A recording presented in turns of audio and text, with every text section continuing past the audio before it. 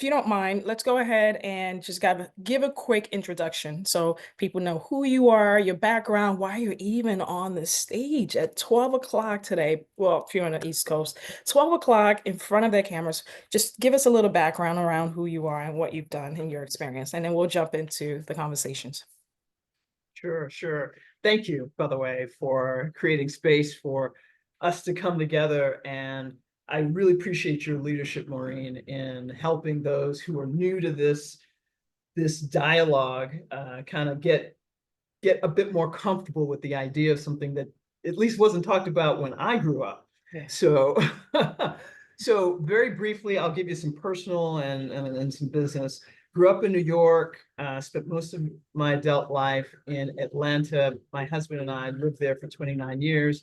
School in Houston, school in Berkeley. Landed at AT&T for 10 years doing a corporate gig, sales and sales leadership positions. I broke the corporate jail, thankfully, after a decade, and we launched our real estate acquisitions business. And what that looked like was mostly Atlanta, um, mostly single family homes. Sometimes we ventured outside of that space, but really learned what acquisitions looked like and could look like in that time. And we built a very sizable mid eight figures portfolio and learned how to very easily get crushed when this little thing called 2007 and 8 happened. Mm, And so it was a very humbling experience, but taught us a lot around de-risking acquisitions. And somewhere along the line, I learned from what was my first mentor in this space that there were people buying businesses the way we bought properties.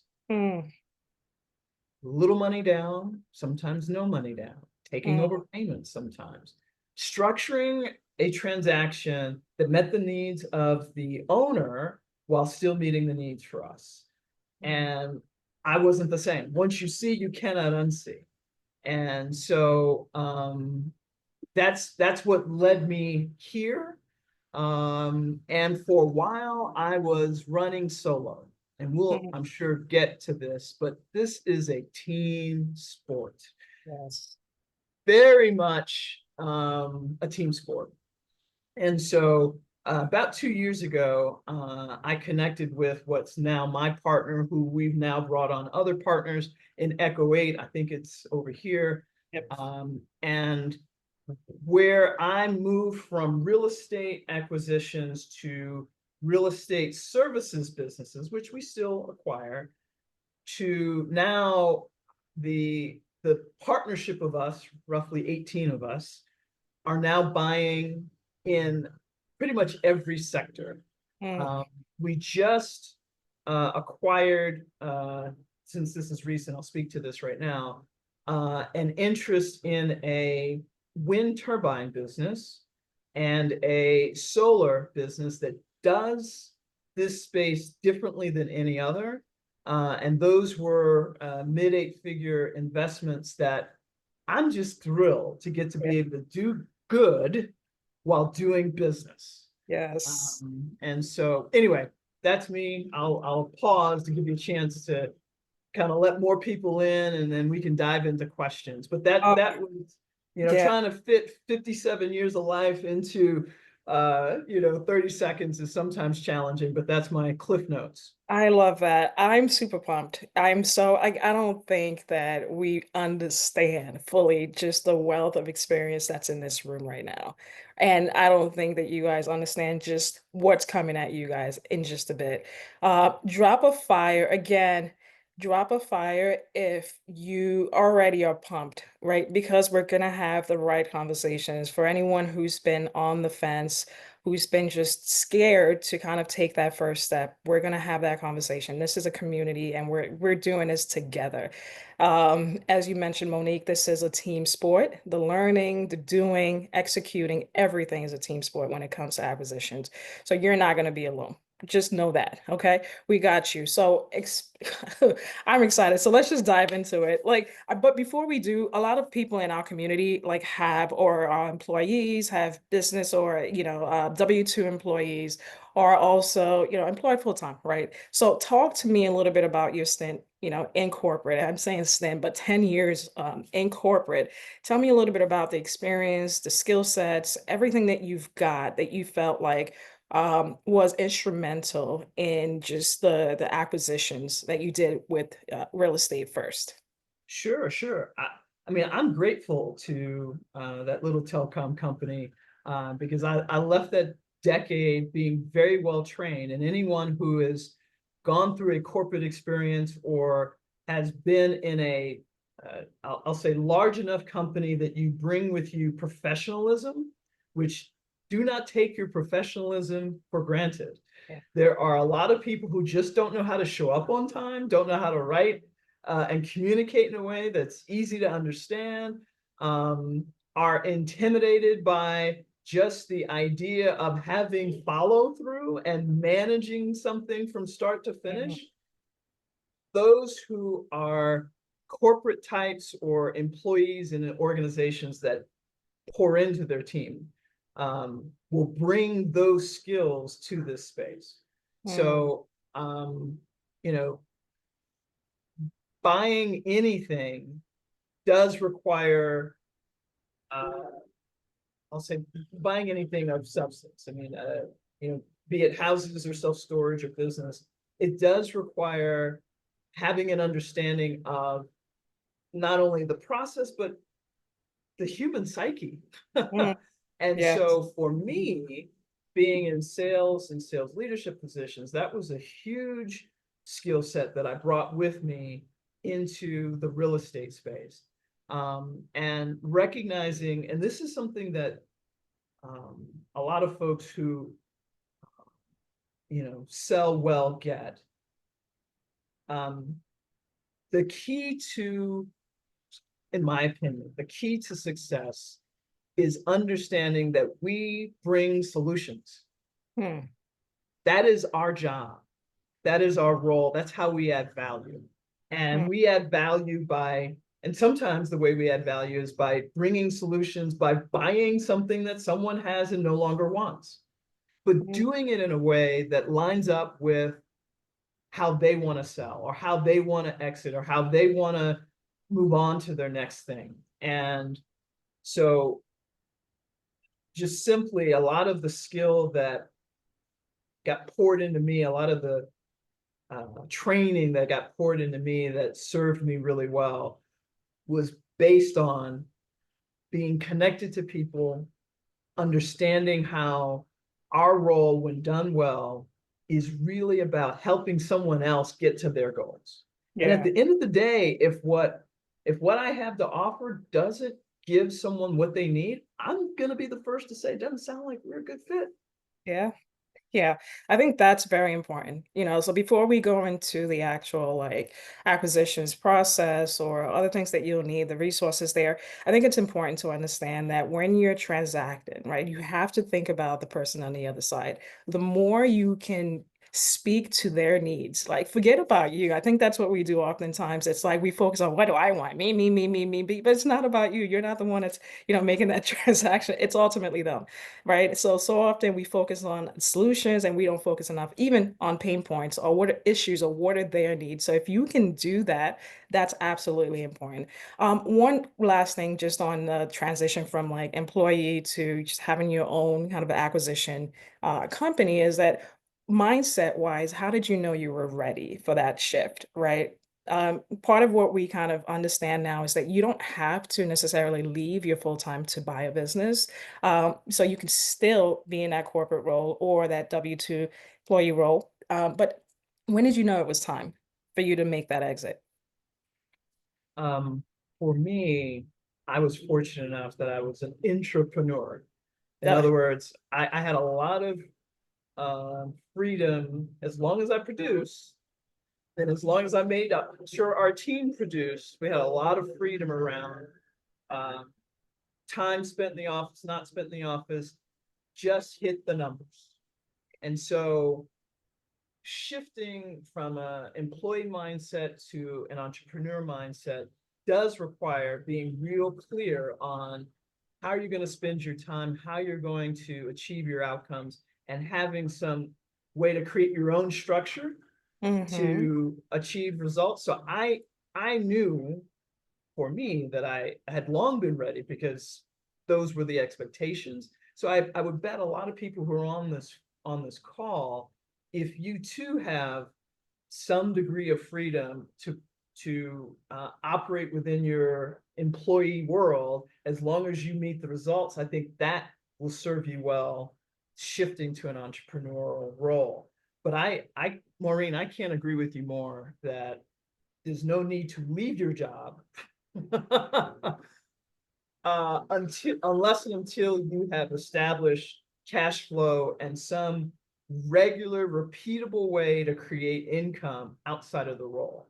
Mm, And I mean, COVID obviously created a shift in the way people are thinking around remote work, which mhm. gives people a lot more flexibility to be able to design what they can pack into their day. And so, in my view, if you have established a regular rhythm for creating income, that's when you know you can go. Absolutely. 100%. Um, any questions on the chat around that? Because that's pretty huge.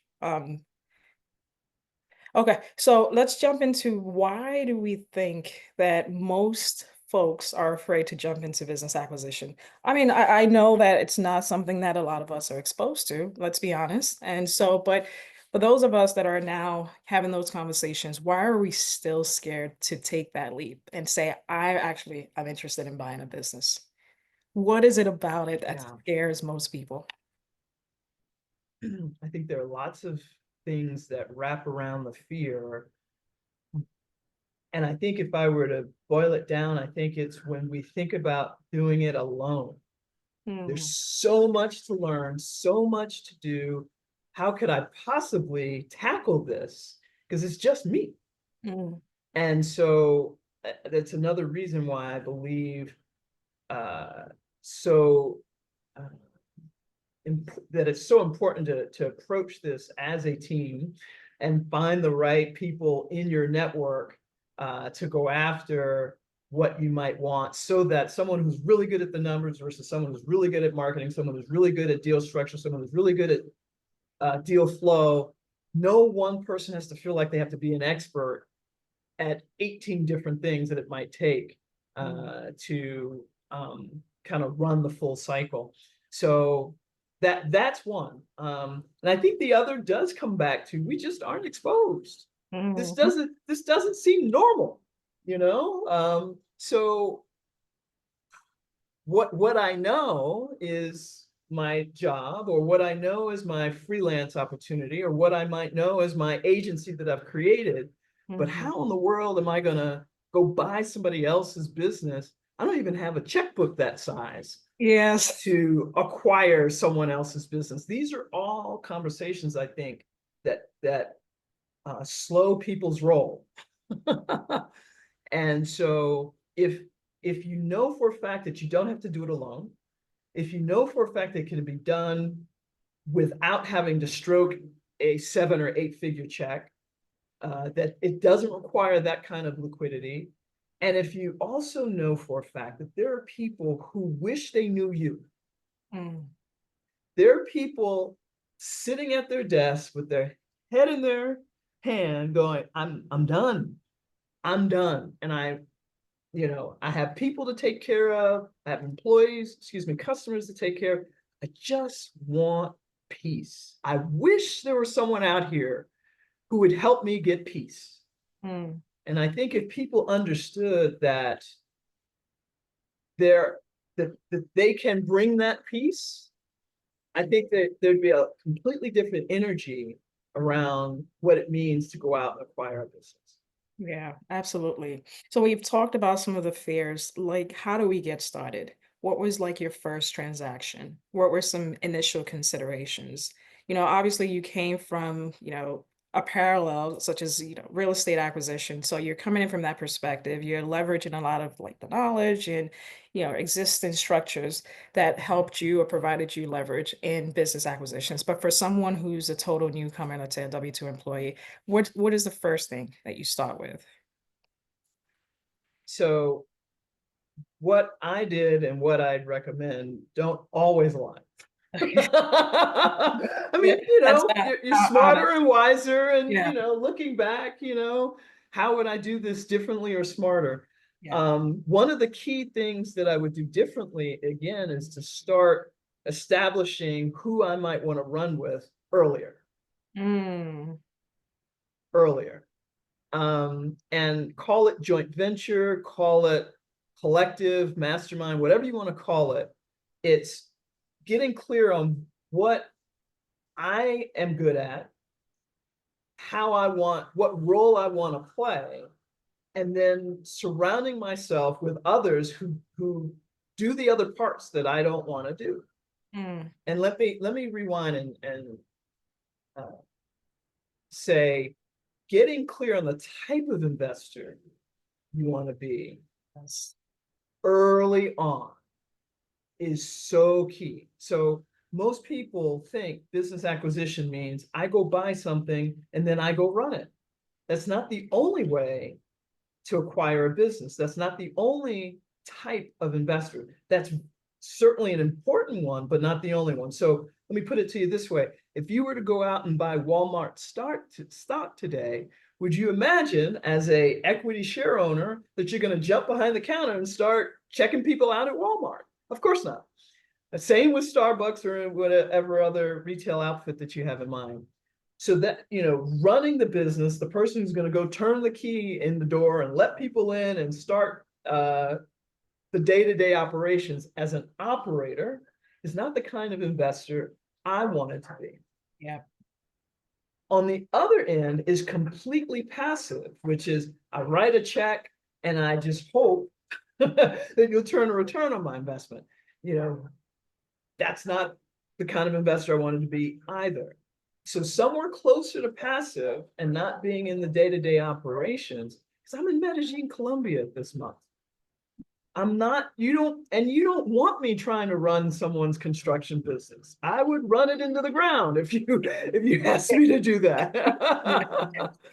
So getting clear that the kind of investor I wanted to be was someone who filled a strategy gap, who had a partial interest and not a full interest, so that others could play other parts in the business, maybe even the owner stays for a while, so that there was never an expectation that Monique's going to show up and go do work in the business just because you wouldn't want me to.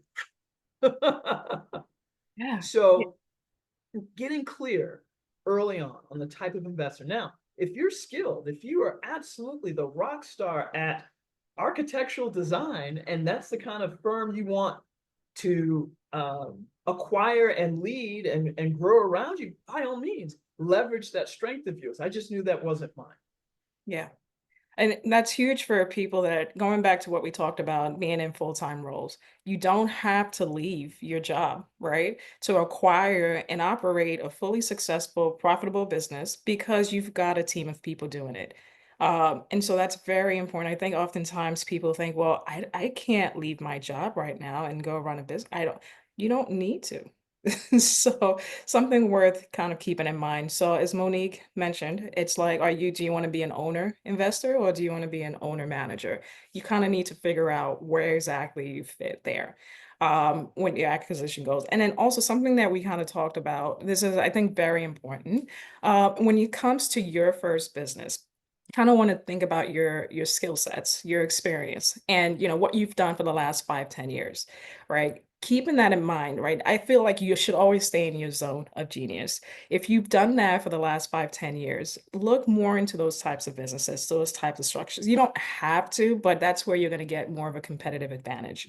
I think, Monique, you obviously came from an industry that has parallel sort of like structures or like real estate, there's a lot of similarities when it comes to business acquisition. So you know how to like look for deals, you know how to do due diligence, you know Mhm. how to, so you weren't like going in there completely brand new. So you leverage some existing knowledge and skill sets there. So keep that in mind when you start to look for your first or even second business for acquisition. In the chat, if we're going in the right direction, if you're getting what you need, just drop a one. I just want to make sure that you guys are still with us here Yeah.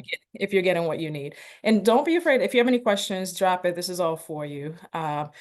Cool, cool. So let's go into a little bit about the acquisition goals in your buy box, right? I talked about just the passion or just your zone of genius, but how important is it to have clarity around, the sectors or the types of businesses that you want to buy? Very important. Okay. And you'll hear, I hear many people saying I'm industry agnostic, Mm, which I think you can grow into that, but that starting there means lack of focus. Starting there is lack of focus and a lot of wasted time. And so um, I would recommend picking a sector that aligns with your skills and what you care about. And if they, little Venn diagram, if they overlap even better, and then just start talking to business owners in that space. A colleague of mine shared that he was interested in coffee, wanted to get into the coffee space. He wanted to own shops and own sort of the vertical chain within the coffee space. And once he started just talking to owners, he learned just how um, problematic, mm, yeah, the coffee business is, that he just didn't want any part of it. yeah. And now those weren't wasted calls because then he got better at connecting with owners and moving opportunities down the pipeline. But it allowed him to have just sort of something that people could understand. I'm interested in the coffee space, would love to talk to you about your business and how you see the industry. It was more meaningful for people to speak to him Mhm. because they could understand what he was describing. And I picked that because you're not going to get your buy box right the first time. Mm, And yeah, just be okay with that. That yeah. was me. So I left our, um, I won't say left because we continued our portfolio, but I shifted out of houses and looked specifically into property management companies. Mm, So I spent easily 6 to 12 months talking to, making offers, and trying to get some traction in the property management space before I realized, I do not want to do this. I don't want two customers anymore, landlords and tenants. The margins are too thin. It's yeah. hard to differentiate. And I quickly pivoted out of property management firms, still within the real estate space, to HVAC, plumbing, electrical, roofing, and et cetera. But it took me just getting in conversation with owners to get clear on what I did and did not want. And if Mm. I had been industry agnostic, I think it would have taken me even longer to get clear. Absolutely, absolutely. And so once you have your buy box established, for those of you who are not familiar with what a buy box is, we've got some training and webinars that we've done inside the community that helps you kind of how to create one for yourself and what some of those considerations are. So I don't want to spend too much time on that, but that's very important. You have to have your buy box created because otherwise you go out, it'll take you longer. You don't have direction as to like where you're going, where you're starting. You go through sites like Biz by Sell and you look through all these businesses like great, great, great, and then walk away doing nothing with it. So that's why it's important to have your buy box created. But something that Monique mentioned, which is really important, is you want to start having conversations with business owners very soon, right? I think when it comes to business buying, yes, there's a lot of complexities, but the problem is people think about the whole process. They think about the whole business mind, and you don't have to, especially when you're starting. What is the first thing you do? Create your buy box and go out and have conversations, right?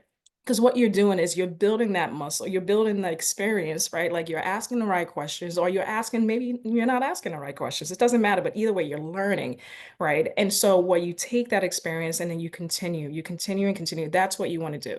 Having the conversations with sellers doesn't mean that you're committed to buying something, right? It doesn't mean like, even when you submit a letter of intent, as Monique, you mentioned, yeah, it doesn't mean that you're committed to buying. There's so many other steps after that. So you just want to start. Like, what can you do today to start having conversations with sellers? That's what you want to do, right? Yeah. So Monique, what I want to kind of talk about a little bit is the deal size. This part I feel like a lot of people get hung up on, right? So yes, you have never bought a business before, you're totally brand new, but I feel like oftentimes we think about buying jobs. And the reason why and how we get there is by thinking about businesses that could be 50K in revenue. And it's like, no, right?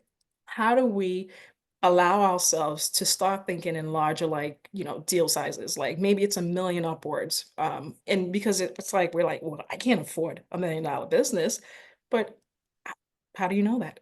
Right, so kind of want to talk about how you shifted from, or if you had that shift, into kind of deal sizes that are significant that would allow you the opportunity to be able to take an owner investor role rather than an owner manager role where you're having to go into the business. So, and work on it. It's a that's a great and important question, and I think there's a lot to unpack in that. Mhm. Um, because there's certainly it's easy for folks to say, I can't stroke a check for $3 million. Why am I talking to somebody who's trying to sell their business for 3 million? So there's that one aspect. And I think the thing, what I'm about to say is going to sound odd, but just bear with me. If the deal is good enough, the money will find you. Mm. Do y'all need a replay of that? Can we run that back one more time? Drop a one if that landed in the chat. Like, just drop a one. And Monique's gonna go into it, but like, let's just like replay that all over again. And this is gonna help you guys shift, whoever's in it, shift out of that mindset to really building something, right? Buying something that will afford you the lifestyle, the wealth that you want to build, and a portfolio that you ultimately want to have. So let's run that back one more time, please. If the deal, the opportunity, the business, the structure, if it's all good enough, if it's appealing enough, the money will be attracted to you. Bear with me. Got a little popularity going on with the motorcycle out there. Um, and and here's why. There are people with their head in their hand going, I wish I had somewhere to move this money. My money's not moving. It's not earning what I needed to earn. I am in the job of having to stroke a check for 10 million this month, and I still have not found the place to deploy it. There are people who have this need who wish they knew you with the Mhm. right size opportunity. So that's so just put a pin in that and know that that's true. The second thing to know that's true, that there are also people who don't want a big check from you. Sounds counterintuitive. There are people who would have a money problem if you stroke them a check for $2 million today. It's called taxes. And still knowing what to do with it post the tax man. They've got to put it to work. So there are people who would much rather get a steady income stream from you than have the problem of paying a large tax bill and then needing to find a place to put their money to earn. And so those are two reasons why you ought not, at least today, be afraid around what it would cost to acquire. So just put those two things aside. And then the other thing is this. If you buy a business that's too small, you will have, just as Maureen said, bought yourself a job, and a job you're not going to like. And so the bigger the business, the more likely that that the business can afford, not you, but the business can afford to pay team, The business can afford to pay consultants, advisors, any subject matter expertise that you don't have and you want to bring on. The business can afford more JV partners. So the bigger the pie to start with, you're going to grow it, of course, but the bigger the pie you start with, the more appealing your opportunity is to attract the very people that you'd love to work with. Yeah. The smaller the business, the more likely that you'll be stuck as an owner operator. If that's what you want, cool. But if you want optionality, that's one of my favorite words. Even if you perceive yourself as being the type of investor to actually run the show, that's cool. But how cool would it be that you could run it if you wanted to, or hire someone if you didn't? And the business has got to have enough net profit, enough cash flow to afford team. And you want A players. So you want to be able to afford and attract, have a business that's big enough that can afford to pay, but also be stable enough. So someone who's great at what they're going to do is probably going to be a bit anxious about joining your 4-person team, but perhaps a bit more interested if it's a 24-person team. Mm. And then, of course, you've got all the things that you can do with a bigger business. You can offer benefits. Um, you can make coming to work on your team and in your organization much more appealing than if you buy a 1-person job. Absolutely. And that's huge. And so since we're on the topic of just being able to buy a bigger business, let's talk a little bit about like financing, right? Or being able to fund these bigger businesses or even smaller if that's kind of like where you're at. There's many different ways. There's a plethora of ways to fund a business. You've got SBA loans, you've got family and friends for those of us who are lucky. You've got, there's even ways to have equity in a business without actually having to put your own money in. Like you can do an equity consulting for equity when you have experience.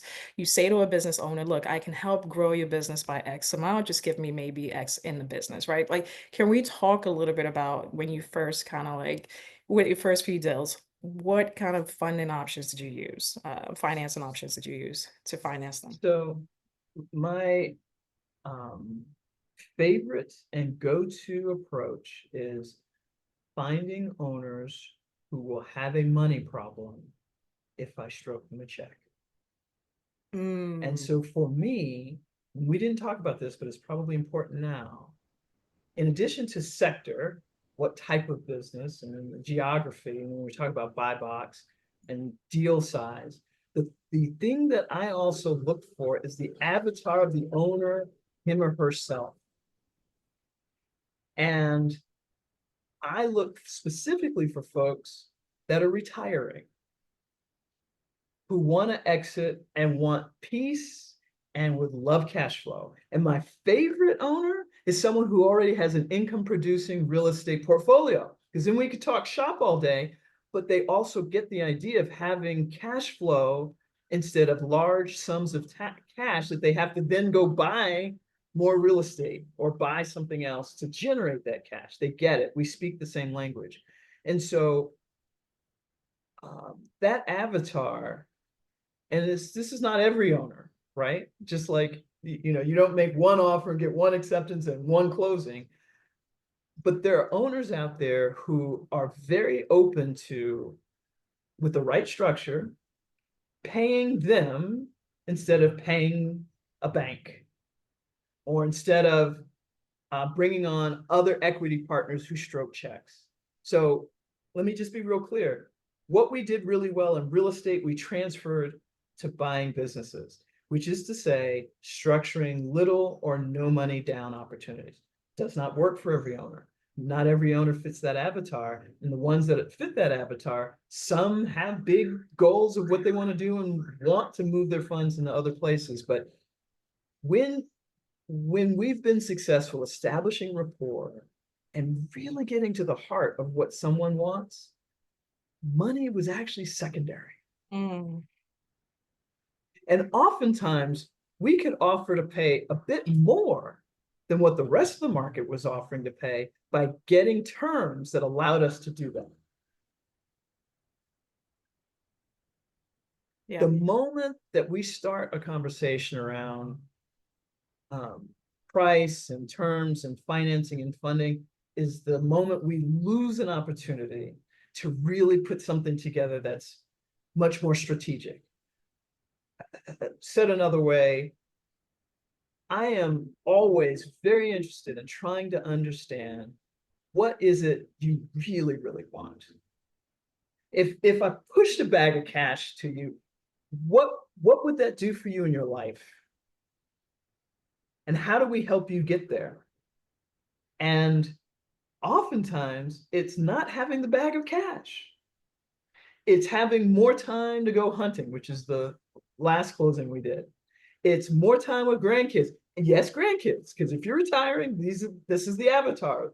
And I speak their language. I mean, we get it. So um, oftentimes it's having the business in a safe pair of hands and knowing that their team's going to be well cared for and that the thing that they started can be grown. They often care more about that. Of course, the number's got to be respectable. It's got to be a number that, you know, when you talk to your friends over dinner or on the golf course, that you can feel good about. But if I can pay you monthly or quarterly in a way that it can fund your life and give you all the things you want, and I can bring team that has a whole lot of expertise that you just didn't have the time to put into your business, now we've got something that's exciting to talk about. That's very huge. You want to make sure that you understand how motivated, what's important to the seller, right? Because I think that honestly, the finances should be secondary when you start having conversations with seller. You want to make sure that you have people with high motivations, right? I think there's it's mud scores, and for anyone who needs more information, we can definitely send that out to you. But when you're looking for opportunities, you want to understand, are they looking to retire, right? Are they just looking to cash out? Like all that would kind of be it very important considerations when it comes to if you really should be pursuing this business as well. So let's talk a little bit. Go ahead. I think you're going to say something. Yeah, I feel like I want to jump back to what it looks like to talk to more sellers Oh, because okay, that's yeah, for sure. my Yeah, go ahead. Yeah. okay. So if you were going to go there next, let me stand down and let you go there. Yeah, and I think what I was gonna go would be a great segue into what it looks like to talk to sellers. It's like, how do you originate some of these deals, right? Like, so we can talk a little bit Yeah, about that, and then go into what it means to talk to sellers and what that looks like. Yeah, but there are different ways. There are a multitude of ways. I think a lot of people today, they can just literally hop onto a brokerage site and like biz by sell, acquire, and look at deals all day long. Attempt to reach out and so forth. But there are many other creative ways. You can do direct mailing. You can reach out. It's called off-market deals, where you're reaching out to sellers that may not be prepared to sell to begin with. They had never considered it. And so what were some strategies or that you guys used to kind of connect with sellers that were maybe, off market or even, just deals that were already listed? yeah. Um, for my background, uh, before getting into business acquisitions, real estate acquisitions for us, our best opportunities were always off market. And so I approached this space with the same belief, and I still feel that to be true. Um, and and the primary reason is I want to connect directly with that owner, and I don't want an intermediary translating what I say to them and them back to me. That's harder work. It's much more difficult work to find off-market opportunities, but I think it's well worth it. So coming back to knowing your buy box and knowing your avatar will often drive where you go look for folks. So let me explain. If I am targeting someone who's in their early 40s running a digital marketing agency or accounting firm, doing 5 million or more, I can find those folks on LinkedIn. They are active on LinkedIn. But you take someone who's not 42, but 72 and running a plumbing company that's doing 3 to 5 million, 9 times out of 10, they're not on LinkedIn. And if they are, somebody put them there and they're not posting. They're certainly not checking their DMs. So my avatar was on Facebook, chasing their grandkids.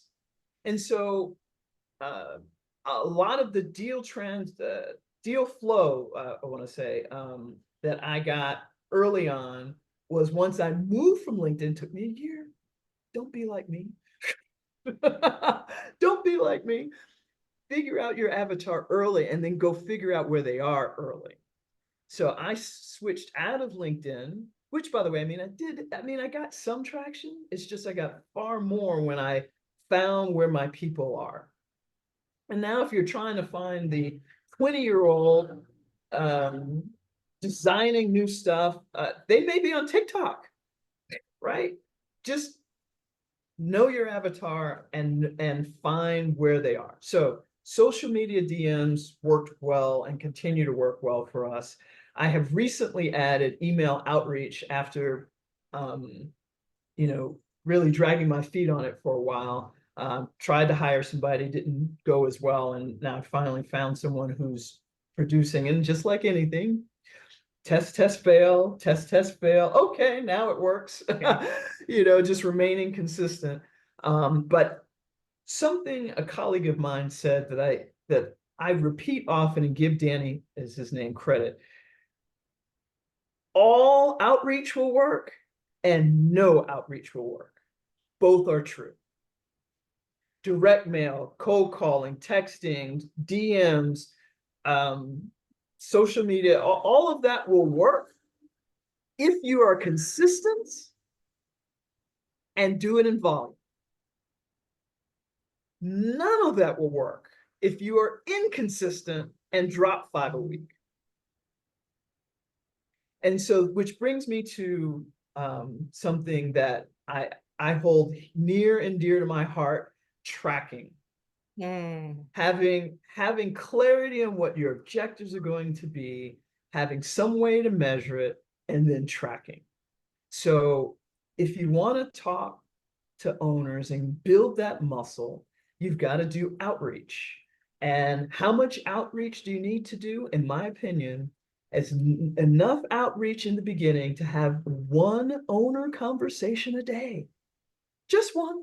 Just one. And Drop if one in the chat, just please. One. just one, All you need, one. 5 a week, 20 a month. If your outreach isn't getting you one a day, you need to do more outreach. It's really just that simple. That's the metric that I continue to use. And once you're consistently doing 5 a week, then the next is 10. 10. And when my calendar doesn't consistently show that I've got 10 scheduled, I know I've got to go double down on the outreach. We've got to tweak something. There's something not working in our DMs and now cold email outreach and following up with my warm network. A great book to read, Alex Hormozy's Leads. If you want to find ways to reach people, your phone is a great place. Reaching the people who already know, love, and trust you. Who do you know?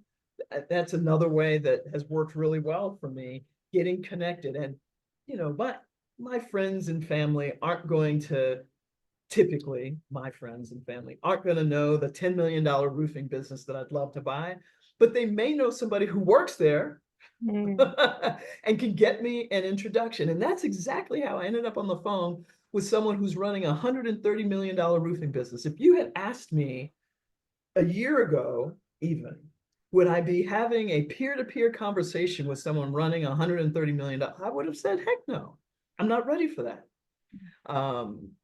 But coming back, it is a numbers game to find off-market deals. Irvin, thank you for dropping that.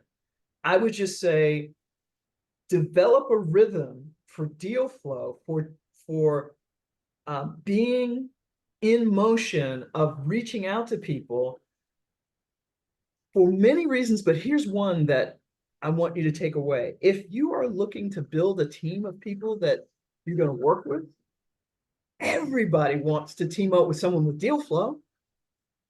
Everybody finds value with someone who's got a pipeline. So even if you don't know anything else about business acquisitions, but you bring a pipeline, you now have value, and you can attract the person who's great at numbers. You can attract the person who's great at deal structuring. You can attract the person who's got money if you need it. Deal flow will allow you to have currency with people who are ahead of you in the space and who would welcome you in as part of their team. Yep. You That's welcome them. Yeah, that's amazing. So it's like I have more questions for you, but it's like I could sit here, we could sit here and talk all day. But I think one of the ones that's on my mind, and you don't have to disclose the exact number here, but is there a target portfolio size that you're looking for? Because right now you're out here doing multi-million dollar deals, but is there a target in mind where you're like, all right, great, when we have X amount, we're like, all right, do we want to slow down a bit? Or, yeah, I'm curious where I'm sure everyone else is as well. No, I just want to keep playing the game. Ooh, that's huge. Okay. Yeah. I mean, I want to be in the game until it's not fun anymore. Yeah. And let's hope that it remains fun. Um, for whom much is given, much is required. And Mm, I believe that while I'm still healthy and still capable and it's still fun, mm, I'm just going to keep going after it because there are many, many people who need to be on this call yeah. and need to hear that it's possible for them. And many people that, this just will never be their gig. And that's cool. But money doesn't solve everything, but it sure helps. Ah! And so, to the extent that we can all create wealth for our inner circle, we can then start creating wealth for our next wave circle. It may sound trite, but I do believe we can make the world a better place when we're not thinking about how we're going to have to pay our next bill. We can start tapping into the creative genius that all of us have to solve big problems. Yeah.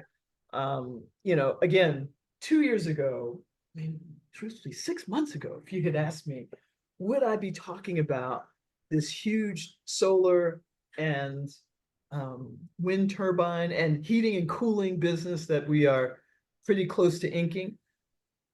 I want the world and the planet to be better, but I'm a real estate person, or so I thought. I'm a, HVAC and roofing person. What do I know about wind turbines?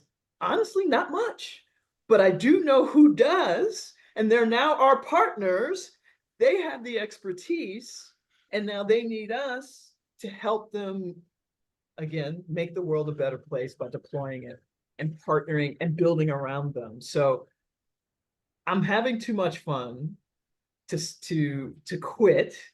Um, and I mean, I think about Uncle Warren, right? Warren Buffett, did he hit 90? He's pretty I close. I think he's He's there. pretty close. I thought he I was there. think, I was giving him okay. 93, but I could be All wrong. right. I'm giving him I quit 93. paying attention. I quit paying attention to the actual number because he doesn't seem to quit because he's still having fun. Yeah. And so I figure, he doesn't have a number in mind, Yeah. uh, nor will I. Yeah.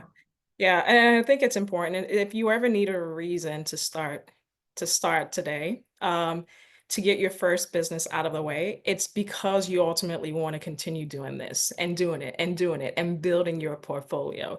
Like a lot of folks that I'm seeing they don't stop. Like there's just why would you? Right. So let's talk a little bit about the types of acquisition deals, right? Like the types of acquisition. So there's leverage by, oh, I think you're going to say something. I wanted to go back to the Okay. $130 million roofing guy Yeah. who, by the way, didn't want to sell. Yeah. He said, Monique, I have all the money I need and some for a few lifetimes, but I'm still doing this because I love building people. Mm. building up skill set and developing people. And so that is yet another reason to not just buy one, but to buy as many whole businesses, partial interest businesses. Have your hands on as much as you can if you too are moved by growing, developing, pouring into people. I think in a previous life, I may have been a teacher. I don't know. But I do enjoy seeing people take a nugget, run with it, come back and say, here's what I got done. Mm. What's next? I mean, it just fills me, and it makes me feel much more fulfilled to know that I was just a tiny part of their journey. They did the work, of course, right? But that's, I don't know, that may be the reason for everyone on this call to think about not buying a business, but buying businesses.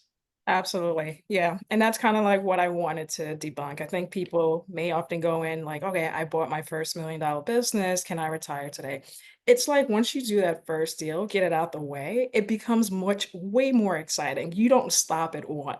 It's like now Yeah, you want to keep going. You want to keep building your portfolio. And I think to me, that was the game changer when I realized it wasn't just about buying a business, it was building a portfolio that I can feel good about. And so let's talk about the different types of acquisition deals. You know, you have roll-up strategies, you have bolt-on acquisitions. What types of strategies? It sounds like I'm hearing a lot of roll-up, but what do you kind of is the team focused on now?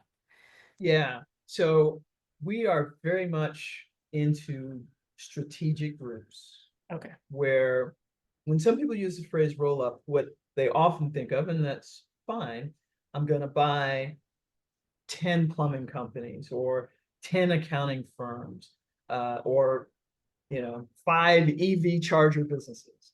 And that's cool. There's a lot of economies of scale and there's a lot Yeah. of reasons to acquire groups in that way.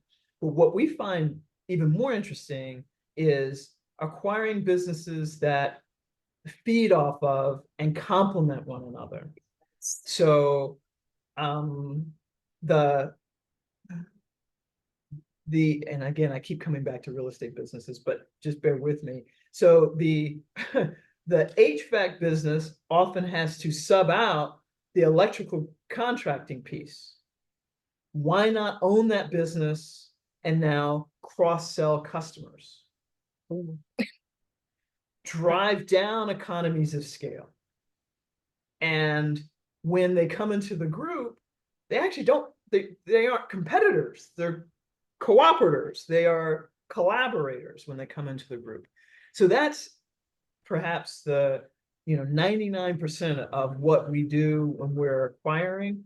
One other thing that I know we only have 4 minutes, but Oh this is God. something Okay. really important to say. Back to deal flow and deal structure.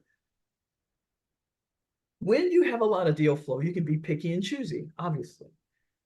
But when you have a lot of deal flow, and for me, it's easily 90% of the phone calls I have don't go to the next stage of likely making an offer. They're just not a fit for whatever reason.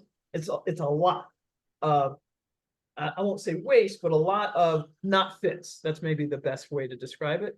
But there's value in many of those didn't fit to somebody else. So one way to create income, one way to add value is to monetize the deals you don't want. Mm. Monetize the pipeline that's not a fit for you, but could be a perfect fit for someone else, which is a deal structure. Wholesaling your leads, creating mini capital MINI. They don't have to be small. Let me take that away. Creating capital events along the way that can fund your life while you are acquiring your next business. And that is something that fills me with a lot of joy because a lot of people that um, aren't a fit largely because they're too small. They don't have enough built-in team, which would mean I'd have to be the one putting the key in the door to start it. So we've already said you don't want me to do that. I would run it to the ground.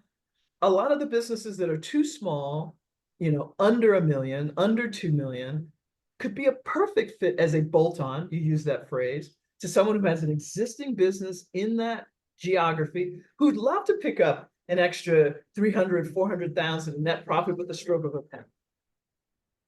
So that's a conversation all to itself, but so key. You could get into this space never being an owner operator, just Oh, being really good at deal flow, talking to owners, building rapport, understanding what people want, and then finding the people who need what you have. There are PE firms who would love on you and kiss on you if you brought them regular deal flow.